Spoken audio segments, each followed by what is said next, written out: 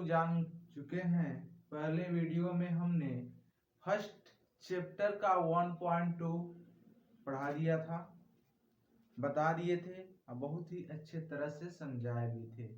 आज आपका चैप्टर है 1.2। फर्स्ट आपका हो गया था, अब 1.2। 1.2 में पहला क्वेश्चन है आपका express each number as product of its prime factor.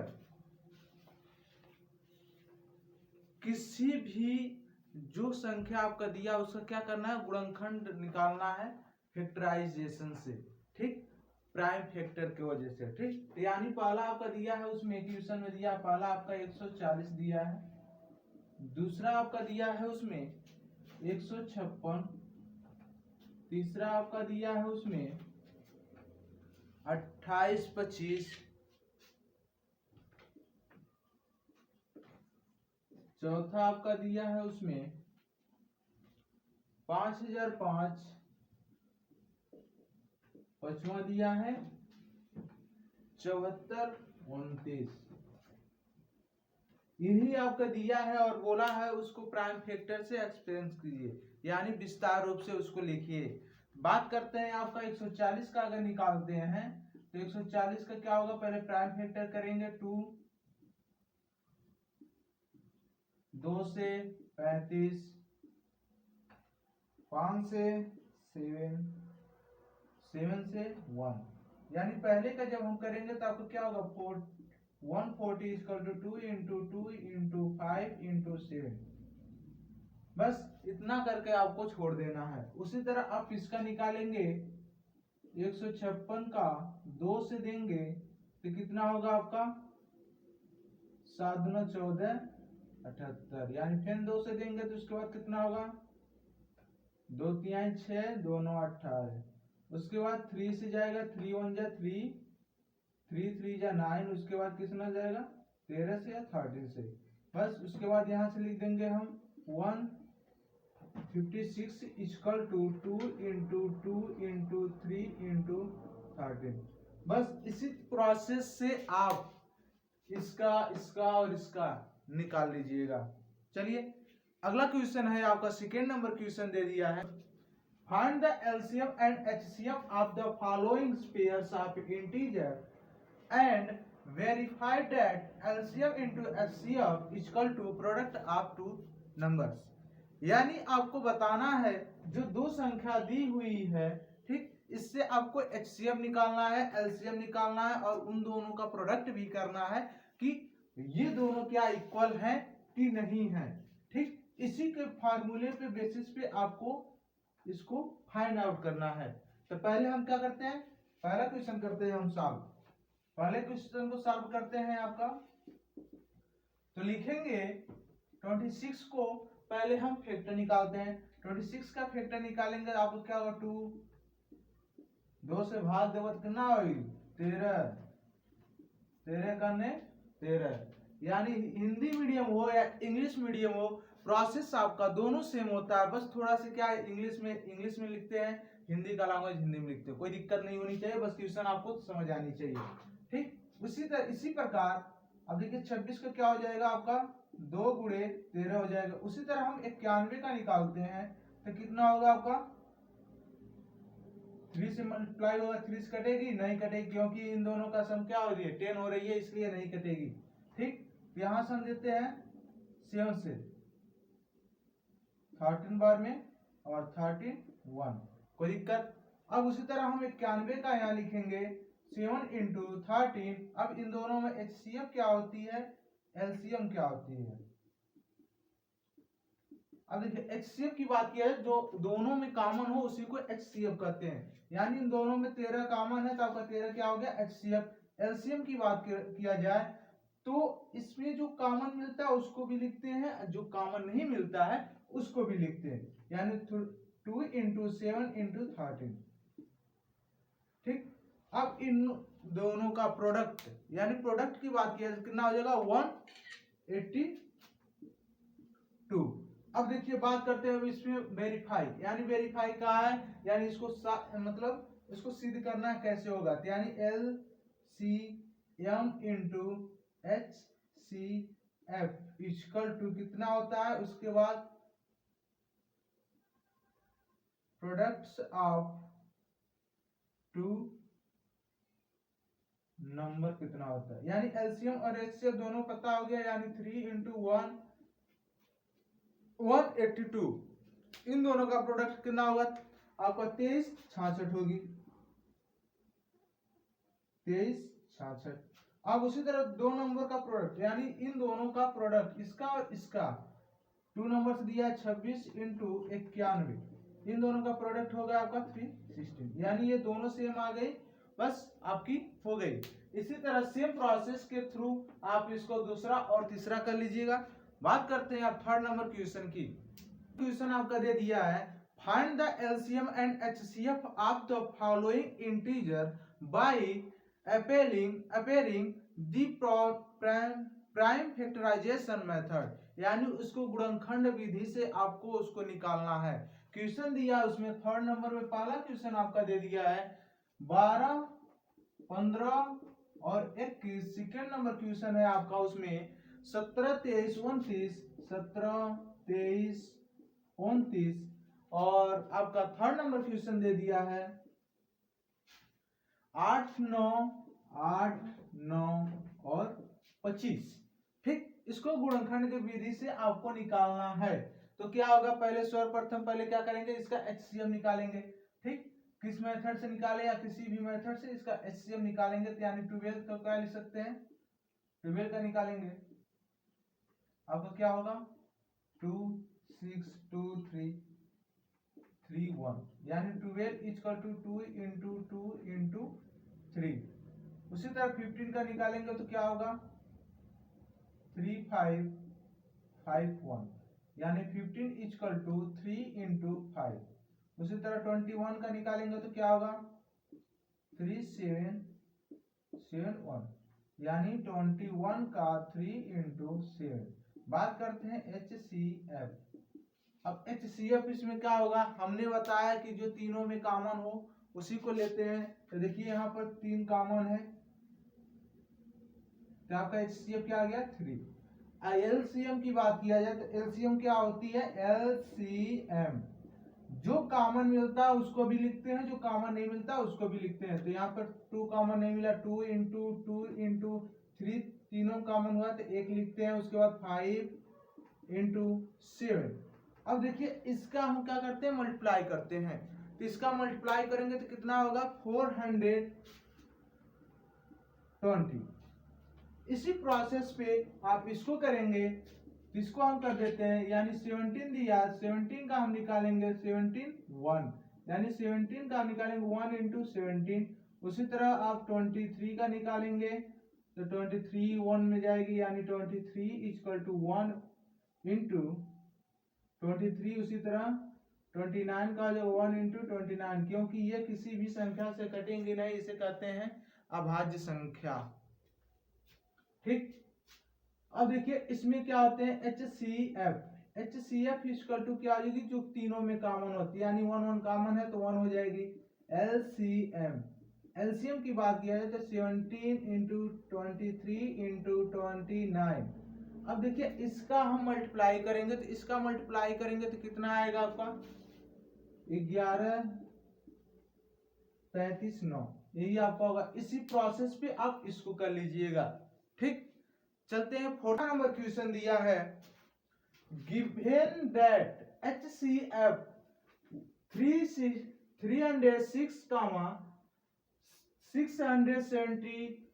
657 equal to 9, यानी कहने का मतलब क्या है, आपका मौसो दे दिया है, ये दो संख्या दे दी है, इन दोनों संख्या का मौसो कितना मिल गया है 9 मिल गया है, यानी 9 मिल गया है। तो आपको ज्ञात करना है एलसीएम ज्ञात कीजिए। आपका 2 नंबर यहाँ पर दे दिया है, 2 नंबर्स दे दिए हैं, पहला नंबर यानी दूसरा नंबर, यानी इसको हिंदी में कहते हैं लौसो गुणे मौसो बराबर दो संख्याओं का गुणनफल। तो उसी मेथड से इसको आप सॉल्व करेंगे, तो यानी सॉल्व करेंगे आपको तो क्या होगा LCM m into H C F equal to products of two number, यानी एलसीएम आपको ज्ञात करना है। तो एचसीएफ आपको दे दिया है, एचसीएफ कितना निकल गया, 9 दे दिया है। तो यहाँ लिखेंगे LCM into 9 equal to products of two number, दोनों नंबर का गुणनफल यानी गुणा। अब देखिए यहाँ पर आपका गुणा है तो उधर भेजेंगे यानी ट्रांसपोज करेंगे इस इक्वल टू के उधर, तो क्या हो जाएगा, डिवाइड हो जाएगी।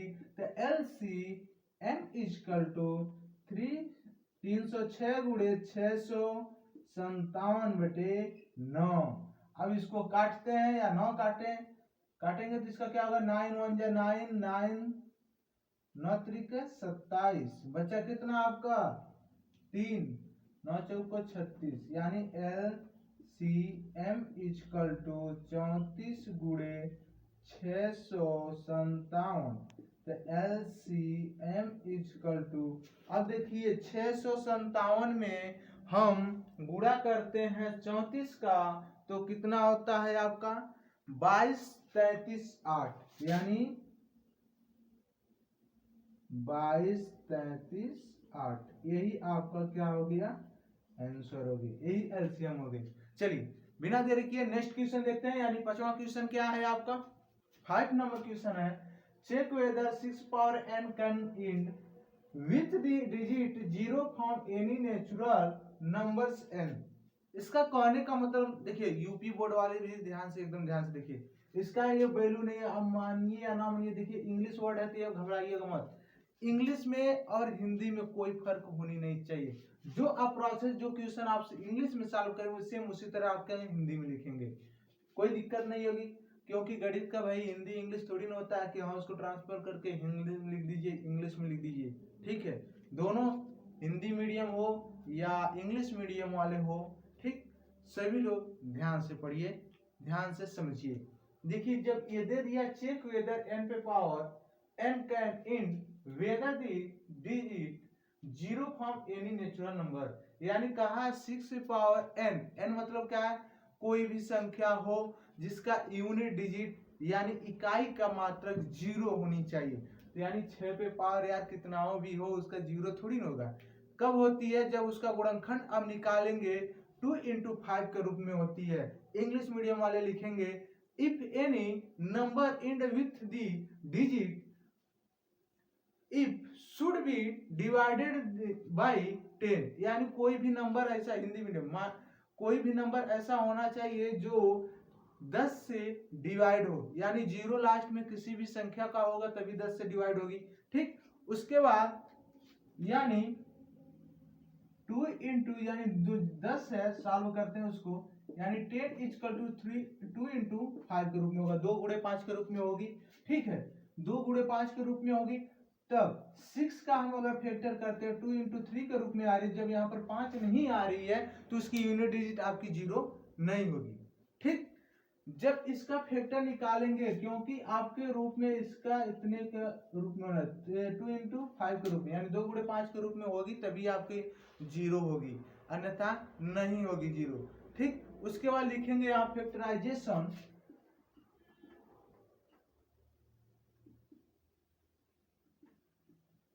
Six equal to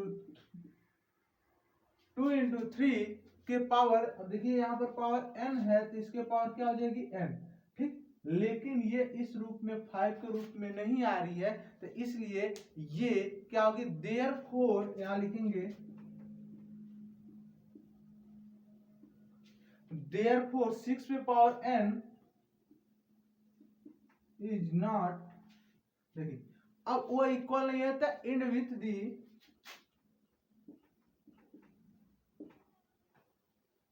the digit for 0, ठीक। तो ये क्या है, नेचुरल नंबर है, बस इतना ही करना है आपको, बस आपको इतना ही लिख देना है, बस आपको 5 नंबर मिल जाएंगे, क्या दिक्कत है, 5 नंबर नहीं चाहिए, बस इसी तरह आपको फिर देना है। अगर यहाँ पर आपको कुछ अनदर होता, उसको अगर 2 into 5 के रूप में आती तो भैया वो है उसका 0 होगा, अन्यथा नहीं होगा। चलिए अगला क्वेश्चन देखते हैं आपका 6 नंबर क्वेश्चन है आपका, एक्सप्लेन व्हाई 7 इंटू यानी 7 गुणे 11 गुणे 13 प्लस 13 एंड 7 गुणे 6 गुणे 5 गुणे 4 गुणे 3 गुणे 2 गुणे 1 प्लस 5 आर कंपोजिट नंबर। इसको आपको बताना है। तो क्या होगा, सर्वप्रथम हम पहले मानेंगे, उसके बाद हम ये देखेंगे कि उसमें कॉमन क्या है क्या कॉमन नहीं है। तो लिखेंगे if can be observe that, solve करेंगे इफ कैन बी क्या है, ऑब्जर्व दैट। अब देखिए यहाँ 7 इंटू 11 इंटू 13 प्लस 13। अब इसमें कॉमन क्या मिलेगी, या 13 कॉमन मिलेगी, तो 13 कॉमन ले लेंगे तो 7 गुणे 11 प्लस 1। अब इसको सॉल्व करेंगे तो 13 गुणे 7 में 11 से गुणा होगा 77 प्लस 1 हो जाएंगे आपका 13 मल्टीप्लाई 78। अब देखिए 78, अब इन दोनों का प्रोडक्ट कीजिए या अलग कीजिए, यानी इसमें हम करेंगे 13 गुणे 6, यानी 13 में 6 से मल्टीप्लाई करेंगे तो 78 हो जाएगी। 78 को ए लिखे हैं। अब उसके नीचे लिखेंगे दी गिवन एक्सपेंशन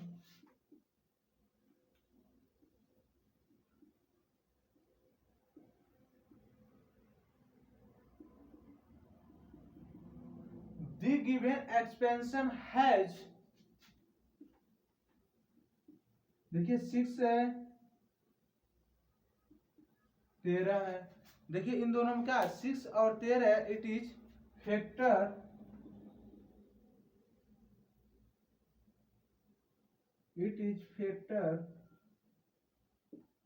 किसका किसका फैक्टर है जी, it is composite number.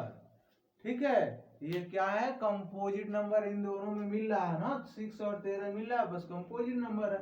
Same process इसका, अब इसका करेंगे तो इसका आपको क्या हो जाएगा, यहीं पर सामने कर दे रहे हैं, यहाँ देखिए 7 into 6 into 5 into 4 into 3 into 2 into 1 plus 5। तो यहाँ से कॉमन क्या मिलेगी, 5 कॉमन मिल रही है, तो 7 गुणे 6 गुणे 4 गुणे 3 गुणे 2 गुणे 1 प्लस 1। अब देखिए इसका सम का हम क्या करेंगे, मल्टीप्लाई करेंगे तो 1008 आ रही है। तो यानी 5 कोष्टक में 1008 गुणे प्लस 1 यानी 5 इंटू 1009। अब इसको हम तोड़ेंगे, फिर इसी तरह हम इसको इस प्रोसेस में एकदम सेम डिफिनीशन की तरह इसको भी हम इसी तरह लिख देंगे, बस हो गया आपका आंसर। चलिए लास्ट क्वेश्चन देखते हैं, 7th नंबर से लिखते नहीं है, बता देते हैं, आप लोग बुक से देख लीजिएगा। 7वां नंबर क्वेश्चन का है, there is a circular path around a sport field से टेक, यानी क्या है, सोनिया, हाँ Sonia take in 18 minutes drive on the round of the find wheel, Ravi taken 12 minute from the same process, they are both start on the same point and the same time and go in with the same direction। यानी कहने का मतलब यह है, कोई एक circular path है, सोनिया यहां से स्टार्टिंग हो रही है, इसका जो चक्कर लगा रही है कितने मिनट में लगा रही है, 18 मिनट में। ठीक, वहीं पर जब आप रवि दौड़ रहा है, यानी वो दौड़ रहा है यहां से, तो कितना मिनट लगा रहा है, 12 मिनट। तो इसका क्या करेंगे, जब आपका इन दोनों का आती है तो कितना टाइम लगे, यानी हाउ मच बोल रहे कि कितना एक साथ मिलेंगे, तो सबसे पहले यही थिंकिंग आनी चाहिए कि इन दोनों का क्या कर दे, हम लसा ले लें। भैया लॉस निकाल दें बस, और कुछ नहीं करना है इसमें। तो क्या हो जाएगी आपकी 12 और 18 की लॉस निकाल दीजिए। 12 का लॉस निकालिए। 2 से देंगे भाई 3 आएगा, 3 से देंगे 1, यानी 12 का आपका हो गया 2 गुणे 2 ही गुणे 3। उसी तरह 18 का हम निकालेंगे तब क्या होगा 2 से 9, फिर 3 से 3, फिर 3 से 1, यानी 18 इक्वल टू 2 गुणे 3 गुणे 3। ठीक, अब एलसीएम क्या आती है, जो कॉमन मिलती है उसको लिखते हैं। ये देखिए कॉमन मिल गया, ये भी कॉमन मिल गया, तो आपका 2 गुणे 2 गुणे 3 बचा, यानी 2 दूना 4, 4 3 12, 12 3 36, यानी 36 मिनट हो गए आपका। ठीक, 36 मिनट आपका आंसर हो गया। अगर लिखने की बात हो तो लिख लीजिएगा आफ्टर हाउ मच, उसमें मतलब कितने आएंगे सब, तो लिखेंगे therefore Ravi and Sonia will be meet together at the surrounding path after 36 minute. बस हो गया आंसर। आई होप कि ये वीडियो आपको अच्छा लगा होगा। लाइक कीजिए, शेयर कीजिए, ज्यादा से ज्यादा आप शेयर कीजिए, और हमारे चैनल को नहीं सब्सक्राइब किया तो सब्सक्राइब भी कर दीजिए, जिससे कि आपको नए नए वीडियो आपको मिलता रहे। मिलते हैं नेक्स्ट वीडियो में नेक्स्ट चैप्टर के साथ। 1.2 आपका समाप्त हो गया, 1.3 लेकर आते हैं नेक्स्ट चैप्टर में। तब तक के लिए जय हिंद।